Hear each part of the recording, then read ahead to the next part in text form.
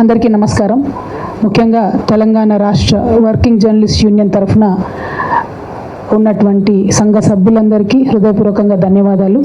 అన్న విరాహత్ అలీ గారికి, రామనారాయణ అన్న గారికి, వేదిక మీద ఉన్న మోడరేటర్గా వ్యవహరిస్తున్నటువంటి సుధాకర్ రెడ్డి అన్న గారికి, అదేవిధంగా ముందున్నటువంటి సీనియర్ జర్నలిస్ట్ గారు అన్న అమరన్న గారికి, అక్కడో ఇక్కడో కనపడుతున్నటువంటి మా లేడీ జర్నలిస్టులకు, మిగతా మిత్రులందరికీ కూడా హృదయపూర్వకంగా నమస్కారాలు. జై తెలంగాణ. ఈరోజు తెలంగాణ రాష్ట్రంలో ఒక కొత్త రాజకీయ శక్తిగా వస్తామని చెప్పి మేము గత కొన్ని నెలలుగా చెప్తూ వచ్చినాం.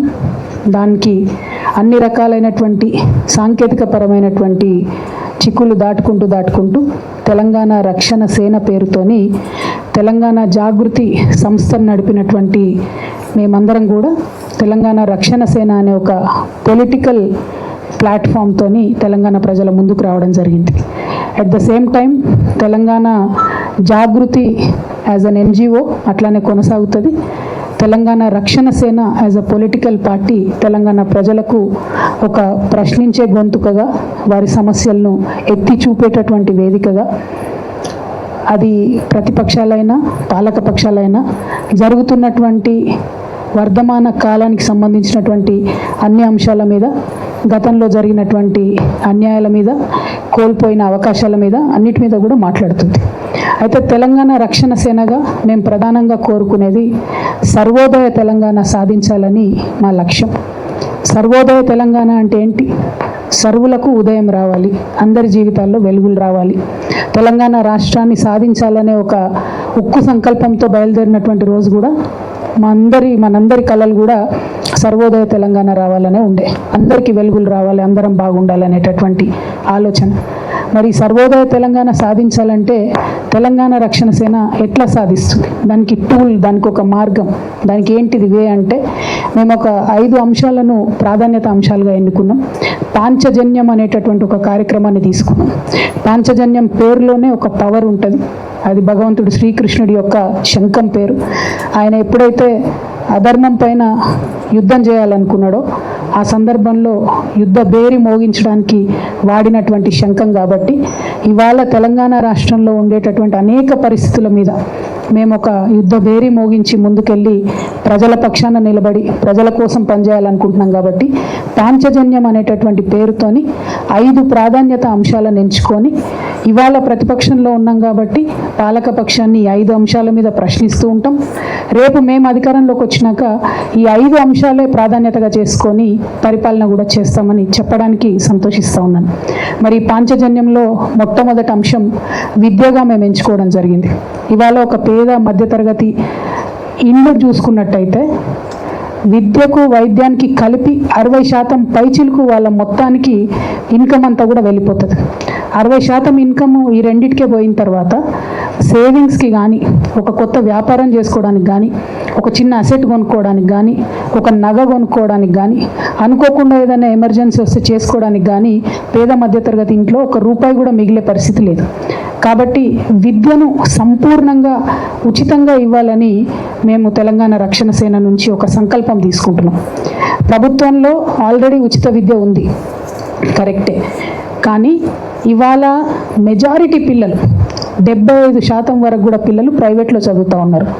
మేము తెలంగాణ రక్షణ సేన నుంచి అనేక మంది నిపుణులతో సంప్రదించిన తర్వాత ప్రైవేట్ స్కూళ్ళలో చదివేటటువంటి వాళ్లకు, ప్రైవేట్ కాలేజీలో చదివేటటువంటి వాళ్లకు, ప్రొఫెషనల్ కోర్సెస్లో ఉన్నటువంటి వాళ్ళకు కూడా విద్యను ఉచితంగా ఇవ్వాలనేటటువంటి ఒక సంకల్పంతో మేము ముందుకు రావడం జరుగుతుంది.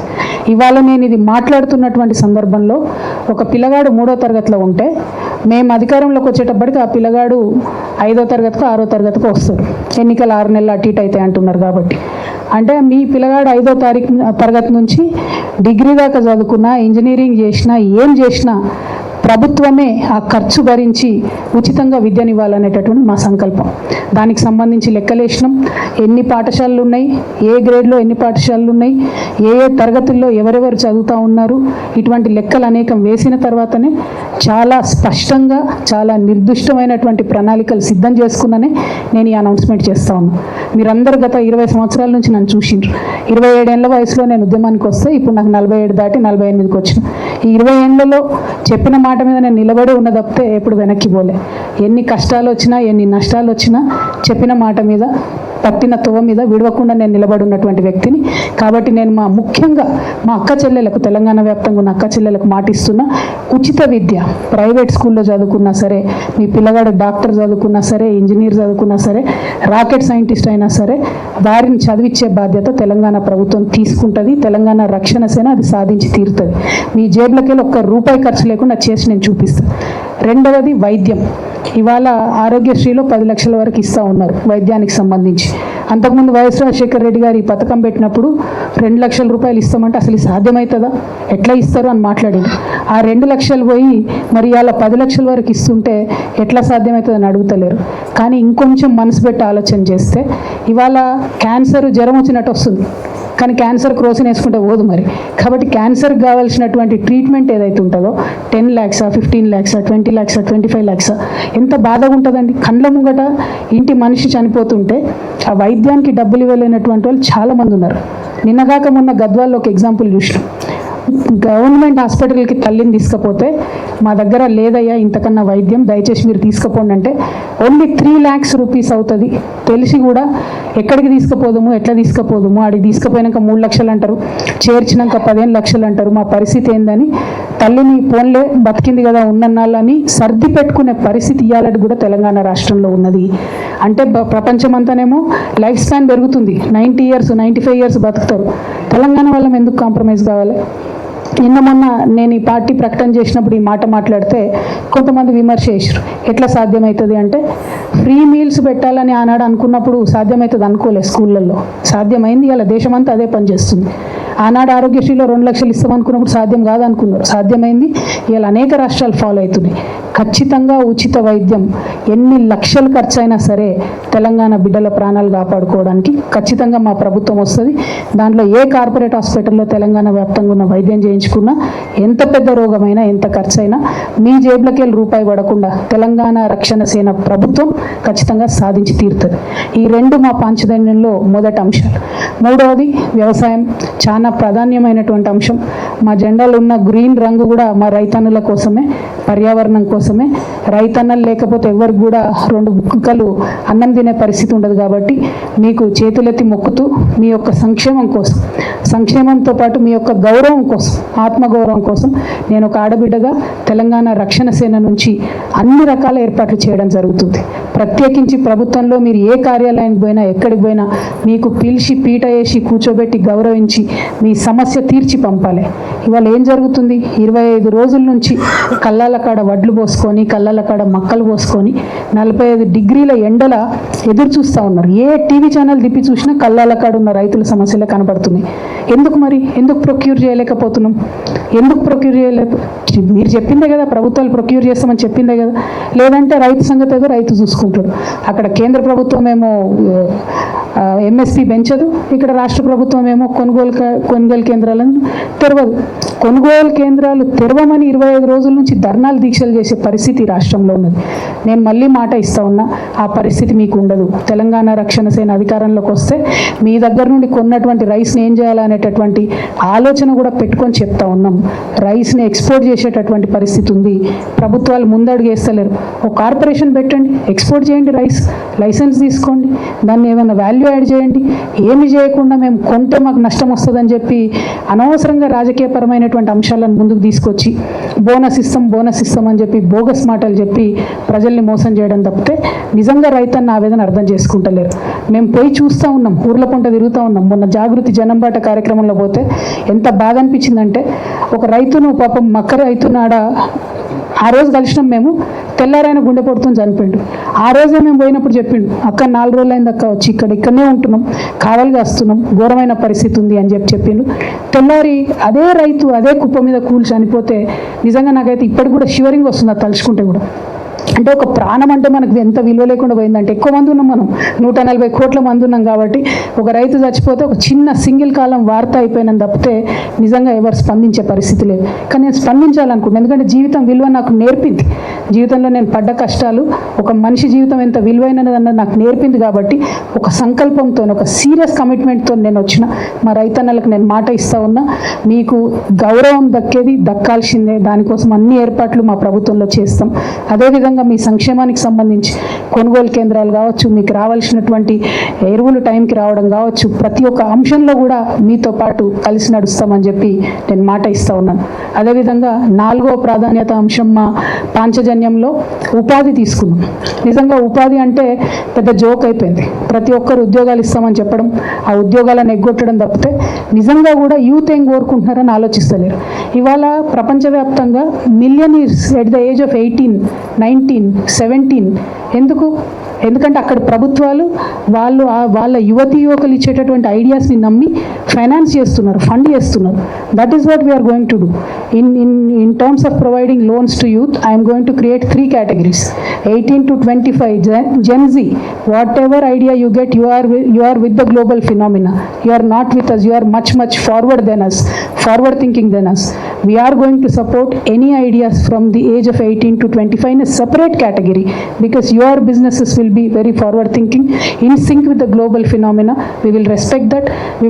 We will trust you. I want to trust my Gen Z.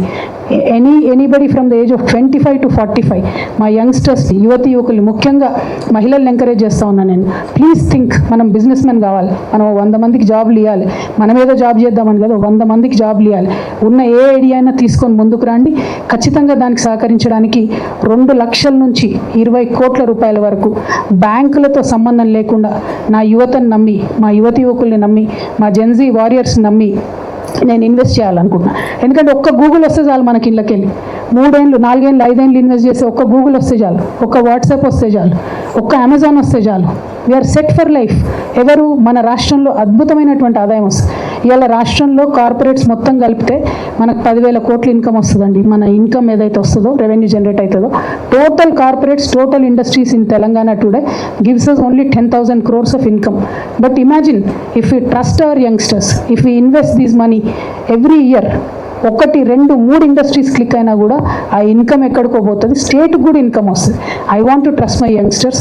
ఉపాధిలో మొదటిది మేము ఇచ్చేటటువంటి రుణాలు 2 లక్షల నుంచి 20 కోట్ల వరకు, 18 సంవత్సరాల నుంచి 45 సంవత్సరాల వయసు ఉన్నటువంటి వారికి ఇచ్చేటటువంటిది.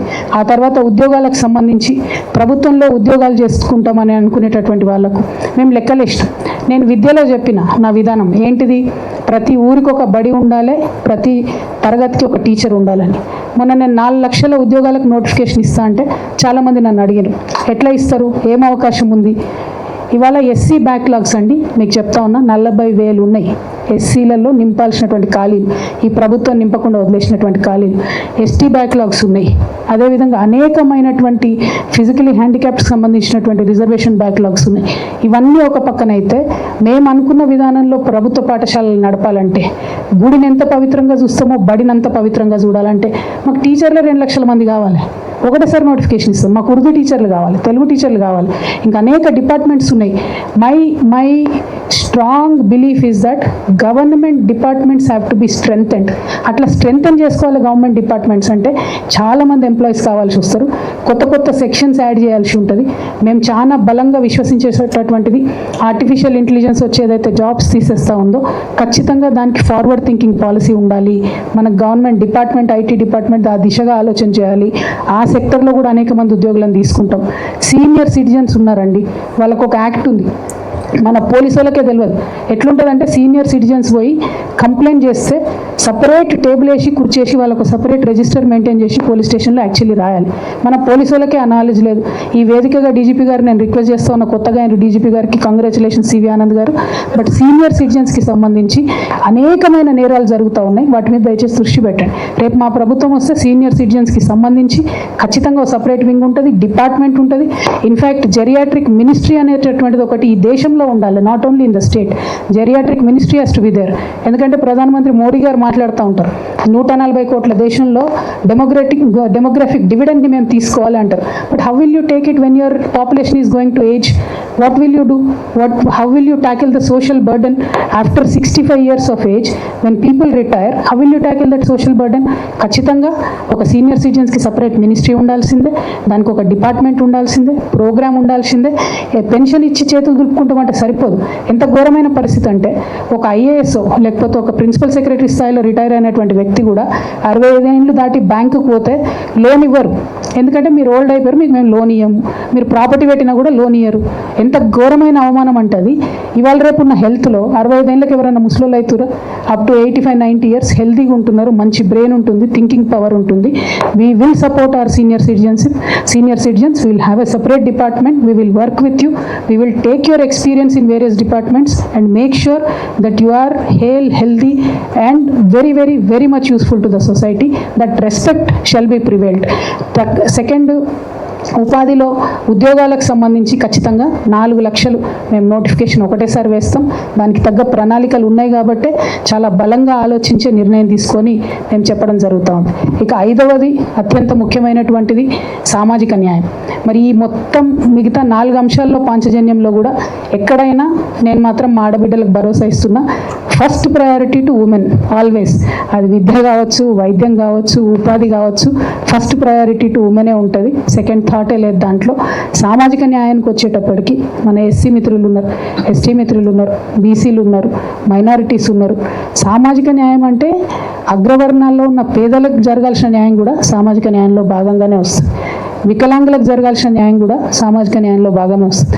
ట్రాన్స్జెండర్స్ని టేక్ కేర్ చేయడం కూడా సామాజిక న్యాయంలో భాగమే వస్తుంది. లొంగిపోయినటువంటి మావోయిస్టులను టేక్ కేర్ చేయడం కూడా సామాజిక న్యాయంలోకే వస్తుంది. సైన్యంలో రిటైర్ అయ్యి వచ్చి ఇక్కడ సేవలు అందించాలనుకుంటున్నటువంటి వాళ్ళ సేవలు తీసుకోవడం కూడా సామాజిక న్యాయంలో భాగమే వస్తుంది. సీనియర్ సిటిజన్స్ కూడా సామాజిక న్యాయంలో భాగమే వస్తుంది. మానసిక వికలాంగులు ఉన్నటువంటి తల్లిదండ్రులు వాళ్ళ బాధలు వర్ణనాతీతం ఉంటుంది, వాళ్ళను స్పెషల్గా టేక్ కేర్ చేయడం కూడా సామాజిక న్యాయంలోని భాగంగానే వస్తుంది. ప్రతి ఒక్కరికి ఇల్లు ఉండాలి అనేటటువంటి ఆలోచన కూడా సామాజిక న్యాయంలో భాగంగానే వస్తుంది. సో సామాజిక న్యాయ తెలంగాణ సాధించాలని మేము అంటా ఉన్నామంటే apart from SC, ST, BC, minority, all the vulnerable sections of the society will be taken care with special care, with a motherly touch. చాలా మంది అవాకులు చెవాకులు పెళ్తూ ఉన్నారు సోషల్ మీడియాలో. నేను అమ్మలాగా పరిణితి చెందాలనుకుంటున్నా అని చెప్తే అమ్మ ఎట్లయితావు, నువ్వు అమ్మ ఎట్లయితావు అంటున్నావు. 100% చెప్తున్నా. ఇయాలటి ప్రభుత్వాలకు మదర్లీ టచ్ లేదు కాబట్టే, అమ్మతనం లేదు కాబట్టే పరిపాలన సరిగ్గా జరుగుతలేదు. వికలాంగులండి, నేను నా కళ్ళతో చూసిన, నేను నిజామాబాద్ ఎంపీగా ఉన్నప్పుడు కలెక్టర్ ఆఫీస్కి ఏదో ఓపెనింగ్ ఏదో ఉంటే పోతే ఒక ఆయన లిటరల్లీ దేక్కుంటూ వస్తున్నాడు. ఆయనకి ఇయ్యలేదు. కలెక్టర్గా అన్నీ చెప్పిన కనబడతలేదనే, ఈయనకు అవసరమని తెలియదా మీకు వికలాంగుల కంటే? కళ్ళ ముందు కనబడ్డా కూడా సర్టిఫికేట్ ఉంటేనే ఇస్తాడట. ఏడిపోయి తెచ్చుకోవాలి ఆయన సర్టిఫికేట్? ఏడికెళ్ళి తెచ్చుకోవాలి? నీకు కళ్ళ ముందు కనబడితే నువ్వు ఆయన పిలిపించుకొని కూర్చేసి సర్టిఫికేట్ ఇవ్వచ్చు కదా. ఎక్కడన్నా వికలాంగులకు మనం ఇంత పెద్ద సెక్రటేరియట్ కట్టినాం, ఒక్క ర్యాంప్ లేదండి, ఒక్క స్పెషల్ బాత్రూమ్ లేదండి వికలాంగులకి. ఇవాళ గవర్నమెంట్ ఏం చెప్తుంది, ఆర్టీసీలో నేను ఫ్రీ బస్ ఇస్తున్నా అని చెప్తుంది. వికలాంగులకు ఇవ్వడానికి మీకు మనసు వస్తలేదా? వికలాంగులకు ఇయ్యరాదా ఫ్రీ బస్? మీ కాంగ్రెస్ పార్టీ మేనిఫెస్టోలో, నేషనల్ మేనిఫెస్టోలో ఏం పెట్టిరంటే ఫిజికలీ హ్యాండిక్యాప్డ్ ఉన్నటువంటి వాళ్ళకు కోఆప్షన్ మెంబర్స్ ఇస్తామని పెట్టిండ్రు. మరి ఏం చేస్తున్నారు మీరు? మొన్న మున్సిపల్ ఎన్నికలైన కోఆప్షన్ సభ్యులు ఇచ్చిండ్రు. ఎందుకోసం పట్టించుకుంటలేరు మీరు? అది అంటే ఒక మదర్లీ టచ్తో పరిపాలన జరిగినప్పుడు most vulnerable sections will be addressed first. అందుకే సామాజిక న్యాయ తెలంగాణ రావాలి ఉంటుందని నేను చెప్పి కోరుతా ఉన్నాను. ఆ దిశగా మేము ప్రయాణం చేస్తాం. పాంచజన్యంలో ఉన్నటువంటి 5 అంశాల్లో ఏదైతే సామాజిక న్యాయం గురించి నేను మాట్లాడుతున్నానో, ఎస్సీలకు సంబంధించి సపరేట్ సబ్ ప్లాన్ మన రాష్ట్రంలో ఉంది. కానీ కాంగ్రెస్ ప్రభుత్వం మొన్నటి లెక్కలు చెప్తా, లాస్ట్ ఇయర్ లెక్కలు చూసుకుంటే 25-26 లెక్కలు చూసుకుంటే దే అలొకేటెడ్ అరౌండ్ 33,000 crores, 33,000 కోట్లను ఎస్సీలకు అలొకేషన్ చేసి, కానీ ఖర్చు పెట్టింది ఎంత? 14,000 కోట్లు. అంటే ఒక సంవత్సరంలో 19,000 కోట్లు ఎస్సీలకు ఎగ్గొట్టినటువంటి ప్రభుత్వం కాంగ్రెస్ ప్రభుత్వం. రేపటి నాడు మా ప్రభుత్వంలో అట్లా జరగదు. ఖచ్చితంగా అది దళితులకే ఖర్చు అవుతుంది. ఈ 19,000 కోట్లు ఎగ్గొట్టిన దాంట్లో ఈ దళిత బిడ్డలకు ఉన్న ఫీ రియంబర్స్మెంట్ కవర్ చేయొచ్చు, వారు ఆంటర్ప్రెనర్షిప్ కవర్ చేయొచ్చు, వారికి కావాల్సిన వెల్ఫేర్ కవర్ చేయొచ్చు, అనేకమైన చోట్ల రోడ్లు వేయచ్చు, కానీ అవేం చూడట్లే. 19,000 కోట్లు దళితులకు ఎగ్గొట్టారు. ఎస్టీ సబ్ ప్లాన్లో కూడా 9,000 కోట్లు ఎగ్గొట్టారు. Allocated 17,000 crores, spent only about 8 or 9,000 crores. 9,000 కోట్లు వీళ్ళకు కూడా ఎగ్గొట్టారు. అట్లానే బీసీలకు ఏం చెప్పిండ్రు, ప్రతి సంవత్సరం 20,000 కోట్లు ఇస్తామని చెప్పారు. ఈ 3 ఏళ్లలో కలిపి అలొకేషన్స్ పక్కన పెడితే ఖర్చు పెట్టింది మాత్రం 5,000 కోట్లు. అంటే 56% ఉన్నారని చెప్తున్న బీసీలకు కేవలం ఖర్చు పెట్టింది 5,000 కోట్లు. అందులో మళ్ళీ మన దగ్గర ఒక 50-60 ఫెడరేషన్లు, కార్పొరేషన్లు ఉన్నాయి, ఎంబీసీలకు కార్పొరేషన్లు ఉన్నాయి, అనేక కులాలకు కార్పొరేషన్లు ఉన్నాయి. ఒక్కటంటే ఒక్క రూపాయి కూడా ఇవ్వలేదండి. ఎంబీసీ కార్పొరేషన్కి ఒక రూపాయి ఇవ్వలే, ఎవరికి ఒక రూపాయి ఇవ్వలే. మొత్తం లిస్ట్ ఉంది, తర్వాత మీకు సర్క్యులేట్ చేయమని చెప్తాను నేను. ఒక్క రూపాయి కూడా ఇవ్వాలి. అంటే అలొకేటెడ్ ఫండ్స్, హక్కుభుక్తంగా వచ్చినటువంటి డబ్బుల్ని కూడా ఖర్చు చేయకపోవడం. ఇక మైనారిటీస్కి ఏం చెప్పిండ్రు, बहुत बातें बोले माइनॉरिटीज को, 400 करोड़ देते बोल के बोले, एलोकेशन हर साल 400 करोड़ करे, खर्च बिल्कुल नहीं करे. वक्फ के ज़मीनों को जुडिशियल स्टेटस देते बोल के रेवंत रेड्डी साहब भी बोले. मैं पिछली सरकार की बात नहीं कर रही हूँ, अब की जो सरकार है, इनके जो वायदे हैं, हम कुछ आसमान नहीं पूछ रहे, फलक देने के लिए नहीं पूछ रहे. आप जो वादा करें बस वो वादे को पूरा करने के लिए पूछ रहे, वो भी नहीं कर रहे. उन्होंने 4,000 crores दे रहे, खर्चा बिल्कुल आधा भी नहीं होता. जो अपने बच्चों को ओवरसीज स्कॉलरशिप देना है वो नहीं दे रहे. रिजर्वेशन की तो बात ही नहीं करते ये रेवंत रेड्डी साहब बिल्कुल, क्योंकि वो सीएम तो हमारे तेलंगाना के है, लेकिन उनका सिम कार्ड दिल्ली का है भाई, तो दिल्ली को आंसरबुल है वो, इसीलिए बिल्कुल रिजर्वेशन की बात ही नहीं करते उन्होंने. Other than that anything related to minorities, no special interest. They promised Christian minorities, women particularly, will be given 50,000 loans. Zero allocation till now. Not even one single Christian woman got any loan. Sikh minorities, they were promised to be given a separate corporation. Nothing to that regards. So anything related to minorities, religious minorities, Congress government has utterly failed them. So in this sense ఈ కాంగ్రెస్ ప్రభుత్వాన్ని మనము అనేక రకాలుగా చెప్పొచ్చు, but మా పాంచజన్యాన్ని నేను పూర్తి చేసి మళ్ళీ అటువైపు వెళ్తా. సో అల్టిమేట్గా మేము అనుకునేటటువంటి పాంచజన్యం అనేటటువంటి కార్యక్రమంతో సర్వోదయ తెలంగాణ సాధిస్తామనే విశ్వాసం మాకున్నది. మా ఆడబిడ్డల్ని, మా రైతన్నల్ని, మా యువమిత్రుల్ని, మా జెన్జీ వారియర్స్ని, ప్రతి ఒక్కరిని నేను రిక్వెస్ట్ చేస్తూ ఉన్నా, తెలంగాణ రక్షణ సేన వచ్చిందే తెలంగాణ ప్రజల ఆకాంక్షలను రక్షించడం కోసం. అందరికన్నా ముఖ్యంగా ఎవరైతే ఉద్యమకారులు, ఎవరైతే అమరవీరులు తెలంగాణ కోసం ప్రాణాలు అర్పించిండ్రో ఆ ఉద్యమకారుల కోసం సపరేట్గా 1,00,000 సూపర్ న్యూమరీ జాబ్స్ వేస్తామని చెప్పినాం. ఆ రోజు ఎందుకు వేస్తాం ఈ సూపర్ న్యూమరీ జాబ్స్? ప్రతి ఊర్లో మేము చెప్పేటటువంటి ఈ పాంచజన్యం ఇంప్లిమెంట్ అవుతుందా లేదా చూసేదే, కాపలా కాసేదే మా ఉద్యమకారులు. ఖచ్చితంగా ప్రతి ఊర్లో, ప్రతి మండల స్థాయిలో, ప్రతి జిల్లాలో మా ఉద్యమకారులు ఎవరైతే ఉంటారో వాళ్ళు ఈ పాంచజన్యం ఎట్లా ఇంప్లిమెంట్ అవుతుందో మా ప్రభుత్వంలో వాళ్ళే చూస్తారు, వాళ్ళే మానిటర్ చేస్తారు, వాళ్ళే చెప్తారు. కాబట్టి 1,00,000 సూపర్ న్యూమరీ జాబ్స్ ఉద్యమకారుల కోసం క్రియేట్ చేస్తాం. ఇంకొక మాట ఖచ్చితంగా మనందరం గుర్తు తెచ్చుకోవాలి, తెలంగాణ అభివృద్ధిలో బలైపోయినటువంటి భూ నిర్వాసితులు ఎవరైతే ఇండ్లు కోల్పోయినారో, ఎవరైతే భూములు కోల్పోయినారో వాళ్ళ గురించి ఎవ్వరు మాట్లాడతలేరు. ఇప్పటికే 60,000 పైచిలకు మంది ఉన్నారు.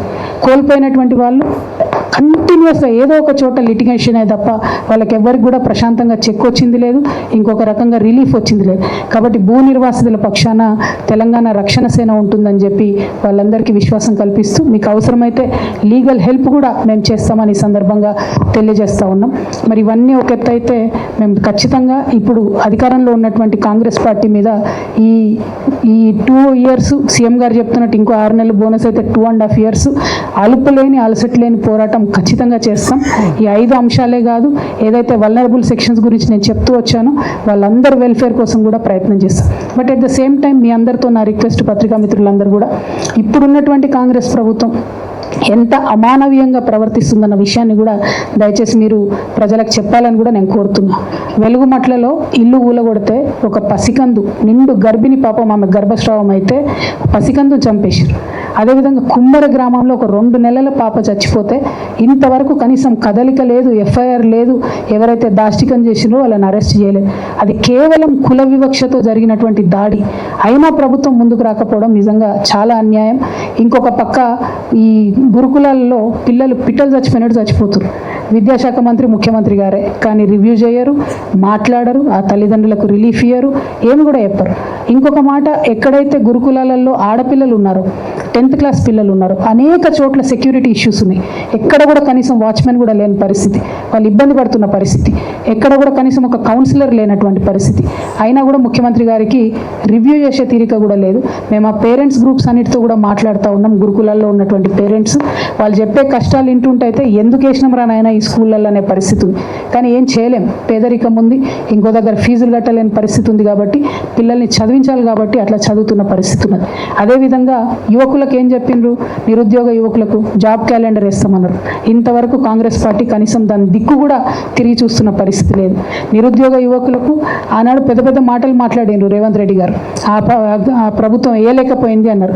మరి మీరు ఎక్కడ వేసిండ్రు? మీరు వేయక ఒక గ్రూప్ 1 వేస్తే అందులో కంప్లీట్గా అవినీతితో సంబంధించినటువంటి ఆరోపణలు ఉంటే బుల్డోజ్ చేసి మీరు ముందుకెళ్తున్నారు తప్పితే తెలంగాణ యువకులకు మీరు జవాబు చెప్తలేరు. మీరు ఇప్పుడు తప్పించుకోవచ్చు, ఎన్నికలలో మాత్రం తప్పించుకోరు. ఖచ్చితంగా తెలంగాణ యువకులు ఎవరైతే మిమ్మల్ని బస్సు యాత్రలు చేసి రథయాత్రలు చేసి సీఎంని చేసిండ్రో వాళ్ళే మళ్ళా బస్సు యాత్రలు చేసి పాదయాత్రలు చేసి మిమ్మల్ని గద్దె నుండి కూడా దింపుతారని చెప్పి రేవంత్ రెడ్డి గారికి మేము హెచ్చరిక చేస్తా ఉన్నాం. మీరు తెలంగాణ యువతులతోని ఆడుకోవద్దు. అనేకమైన జీవోలు ఉన్నాయి, మొత్తం నోటిఫికేషన్స్కి అగేన్స్ట్గా పనిచేసేటి, వాటిని ముఖ్యమంత్రి గారు పట్టించుకుంటలేరు. అట్లనే పర్యావరణం మీద ఎటువంటి శ్రద్ధ కూడా లేదు. ఫార్మా సిటీ భూములన్నింటినీ కూడా వాపస్ ఇస్తామని చెప్పిండ్రు, కానీ ఇప్పుడు దాని చుట్టూ ఫ్యూచర్ సిటీ అని అంటున్నారు. ఫ్యూచర్ సిటీ అంటున్నారు కరెక్టే, మరి అంతకుముందు ఉన్న Quli Qutub Shah urban development authority ఏడవైంది అంటే తెలియదు. ఎక్కడ కంప్లీట్గా హైదరాబాద్ హెరిటేజ్కి సంబంధించి, ముస్లిం ఐడెంటిటీకి సంబంధించి, మన పాత హిస్టరీకి సంబంధించి ఉన్న ఏ ఒక్క పేరు కూడా ఇప్పుడు మీరు కొత్తగా ఏర్పాటు చేసిన 5 కమిషన్లు ఎట్లా లేదు అంటే మీకు అసలు ఆ గౌరవమే లేదు, మీకు ఆ ఫీలింగే లేదు. ఎందుకు చేస్తలేరు? అది ఫ్యూచర్ సిటీ అయింది అంటే ఎప్పటికీ ఫ్యూచర్లో వస్తూనే ఉంటుంది అన్నట్టు సిటీ, అది ఫ్యూచర్లెస్ సిటీ అని చాలా స్పష్టంగా అర్థమవుతుంది తప్పితే కేవలం రియల్ ఎస్టేట్ వ్యాపారం తప్పితే అక్కడ జరుగుతున్నది ఇంకోటి లేదు. అదేవిధంగా పోలీస్ బ్రూటాలిటీ రోజు రోజుకి పెరిగిపోతుంది రేవంత్ రెడ్డి గారి గవర్నమెంట్లో. కర్ల రాజేష్ అనే యువకుడిని జైల్లో కొట్టి చంపిండ్రు. షాద్నగర్లో ఒక ఆడబిడ్డని అనవసరంగా అన్యాయంగా దారుణంగా వివస్త్రం చేసి కొట్టి చంపినటువంటి విషయం మీ అందరికీ తెలిసిందే. ఇంకొక మాట, మహిళల మీద అత్యాచారాలు రేవంత్ రెడ్డి గారు వచ్చినప్పటి నుంచి రాకెట్ పెరిగినట్టుగా పెరిగిపోతూ ఉన్నాయి. Today's numbers you can all check in NCRB. 2500 women have been raped in the last 1 year. అంటే యావరేజ్ డైలీ ఒక 7 మంది ఆడబిడ్డల మీద అత్యాచారం జరుగుతుంది మన తెలంగాణ రాష్ట్రం. ఇవి రిపోర్టెడ్. అన్రిపోర్టెడ్ ఎన్ని ఉంటాయి? అంటే ఎందుకంత భయం లేదు? పోలీసులు అంటే ఎందుకంత భయం లేదు? ప్రభుత్వం అంటే ఎందుకంత భయం లేదు? మా ఆడబిడ్డలకు ఎందుకు రక్షణ లేదని నేను ముఖ్యమంత్రి గారిని స్ట్రేట్గా క్వశ్చన్ చేస్తూ ఉన్నా. At the same time communal violence బీభత్సంగా పెరిగిపోతుంది. రోజు ఏదో ఒక దగ్గర ఒక గుడిలో అమ్మవారి విగ్రహాన్ని ధ్వంసం చేస్తారు, లేకపోతే ఒక మసీద్ని ఏదో చేస్తారు, లేకపోతే ఒక చర్చ్ మీద దాడి చేస్తారు. Why is this happening? Why are you not able to control? అంటే హోమ్ మినిస్టర్ మీరే ఉంటారు, లా అండ్ ఆర్డర్ కంట్రోల్ చేయరు. హోమ్ మినిస్టర్ మీరే ఉంటారు, మహిళలకు సెక్యూరిటీ ఇయ్యరు. విద్యాశాఖ మంత్రి మీరే ఉంటారు, పిల్లలు చచ్చిపోతున్నా కూడా రివ్యూ చేసే అవకాశం ఉండదు. ఇక ప్రజలను కలుసుడు మమేకమవుడు అని చాలా పెద్ద పెద్ద మాటలు చెప్పారు అంతకుముందు. ప్రజావాణికి ఒక్కరోజు వచ్చిరండి సీఎం గారు, జస్ట్ 1 డే. తర్వాత ప్రజావాణిలో చిన్నారెడ్డి గారు ఉంటారు, ఇంకొక ఆఫీసర్ ఉంటారు తప్పితే ఇంకెక్కడా లేదు. అంటే సీఎం గారికి కనీసం ప్రజలను కలిసే తీరిక లేదు. మరి లేకపోతే ఎందుకు మాట ఇచ్చినట్టు? మీరు ఇచ్చిన మాట తప్ప మేము ఇంకోటి అడుగుతలేము. సెక్రటేరియట్కి ఎన్నిసార్లు వచ్చిరండి రేవంత్ రెడ్డి గారు? ఈయన కూడా వాస్తు ప్రాబ్లంతోనే వస్తున్నారా లేదా అన్నది అర్థం కాని పరిస్థితి. రివ్యూలు ఎక్కడ పెడుతున్నారంటే కమాండ్ కంట్రోల్ రూమ్ లేకపోతే MCHRD. మరి సెక్రటేరియట్ ఎందుకు కట్టినట్టు? సెక్రటేరియట్లో మార్పులు చేర్పులు ఎందుకు చేసినట్టు? మీకు కూడా వాస్తు ప్రాబ్లం ఏమైనా ఉందా? మరి మీరు ఆరోపించినట్టుగానే అనేది సూటిగా మేము ప్రశ్నిస్తాము. అంటే ఒక పక్క ప్రజలతో మమేకం గారు, ఇంకొక పక్క దారుణమైనటువంటి విధ్వంసం జరుగుతుంటే పట్టించుకోరు, ఇంకొక పక్క హైడ్రా పేరుతోని ఒక పేద తల్లి గుండె ఆగిపోయింది. అన్ని పర్మిషన్లు ఉండగా కూడా మీరు ఎవరిని పడితే వాళ్ళని కూలగొడతారు. మీ మంత్రుల ఇళ్ళ దగ్గరికి పోరు, మీ కుటుంబ సభ్యుల ఇళ్ళ దగ్గరికి పోరు, అని మిగతా వాళ్ళందరి మీద మాత్రం హైడ్రా నడుస్తుంది. బతుకమ్మ కుంట పోతిరి, ముఖ్యమంత్రి కూడా వాయాడికి అందరు పోతిరి ఇనాగ్రేషన్ చేస్తారు. ఇప్పుడు కోర్టు తీర్పు వచ్చింది. ఇప్పుడు ఏం చేస్తారు? దానికి ఎట్లా చేస్తారు? దాన్ని ఎట్లా కాపాడతారు? అంటే ఏమాత్రం కనీసం కొంత న్యాయం ఉందా లేదా అని ఆలోచన లేకుండా ఎటుపడితే అటువైపు కూలగొట్టాలి, ప్రచారం చేసుకోవాలి, తర్వాత ఏదైతే అదవుతుందని ఒక లెక్కలేనితనం, లాపరువాయి. ఈ లెక్కలేనితనంతోనే పోయిన ప్రభుత్వం గద్దె దిగింది. ఈ లెక్కలేనితనంతోనే ఇప్పుడు మీరు కూడా గద్దె దిగబోతా ఉన్నారు. రేవంత్ రెడ్డి గారికి, కాంగ్రెస్ పార్టీకి నేను ఇవాళ సవాల్ చేసి చెప్తున్నా. మీరు రెగ్యులర్గా ఎన్నికలు వస్తే 800 రోజులు ఉంది. మీ ముఖ్యమంత్రి గారు బోనస్ 6 నెలలు అన్నట్టు వస్తే 1000 రోజులు ఉంది. ఈ 1000 రోజులల్లా కాళ్ళకు బల్పం పట్టుకొని తెలంగాణ అంతా తిరుగుతాం. తెలంగాణ రక్షణ సేన ఖచ్చితంగా కాంగ్రెస్ పార్టీని గద్దె దించి తీరుతామని కూడా ఈ సందర్భంగా తెలియజేస్తూ, మరి అవకాశం ఇచ్చినటువంటి విరాతల్లి అన్న, టైం ఎక్కువ తీసుకున్నాను అంతేనా? అయితే ఈ అవకాశం ఇచ్చినటువంటి విరాతల్లి అన్న గారికి, అదేవిధంగా మొత్తం ప్రెస్ క్లబ్ సభ్యులందరికీ కూడా ధన్యవాదాలు తెలియజేస్తున్నాను. Thank you. జై తెలంగాణ.